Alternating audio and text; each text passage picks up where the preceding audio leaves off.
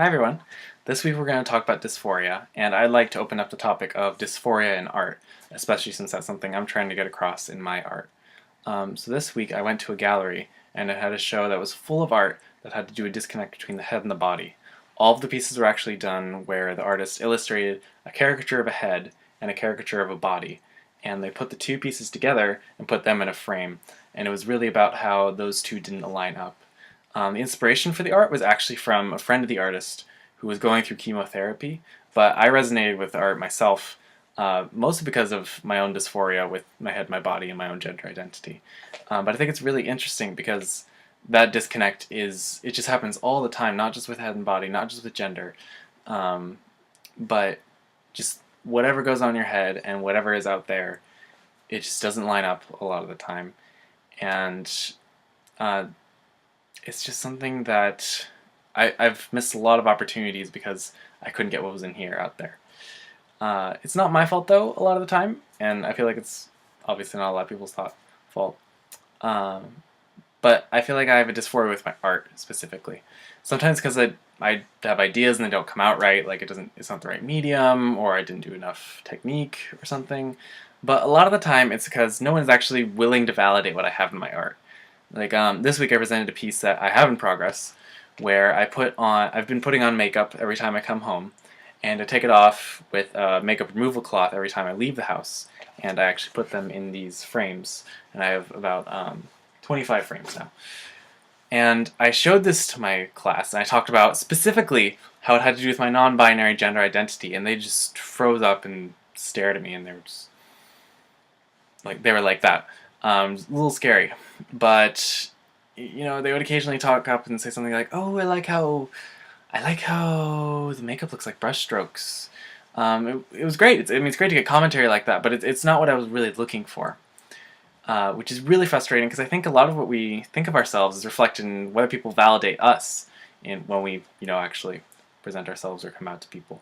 And this can either be you being more defiant if someone doesn't validate you, or you become more extroverted and friendly if people actually do grok what's going on. But it definitely affects us, and it gives us something to work with, which I think we might not necessarily have if we're just stuck up in our own thoughts. It's a give and take that's going on, and I think it's really frustrating because it puts so much emphasis on like us passing as what we have in our heads to other people. And a lot of the times that just means that we have to fall into systems, gender binary and different sorts of presentations that are very typical, which I wish there was something we could do about, but it's just how it works. Anyway, something I'm trying to do in my art is to describe this disconnect that happens when it gets so obvious, like whatever is so obvious in your head just does not come out correctly. And I wish I could give someone an answer to how to avoid being too affected by other people's opinions, or how to feel less uncomfortable with yourself, but all I can really say is to explore.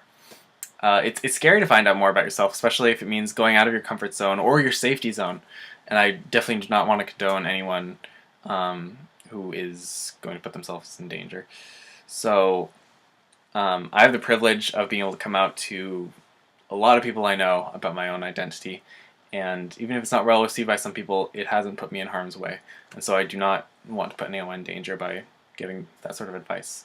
But what you can do is, I think that you can take that power that people have where they perceive you and how it affects you, and I'm not saying you should affect people, but I think you should start perceiving other people, and use that for yourself. Start comparing yourself to other people, not in the way where you compare yourself as like, oh, who's more attractive, me or this person. I'm not going to tell you to not be vain, but don't yeah. Anyway, what you should do is start to reference points of the type of person that you want to be, but more importantly, the type of person you don't want to be. And I think once you sort of have those ideas in your head, that you can start actually having references of physical representations of things that you do and don't like, and you can start actually expressing yourself from there. That's all I have to say on the subject.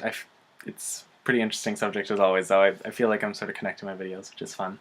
But before I head out, I want to mention that there is a fabulous game called Dysphoria on Newgrounds. It's about a trans person undergoing estrogen hormone treatment, and I will link the video game, which is called Dysphoria with a 4, down in the video commentary.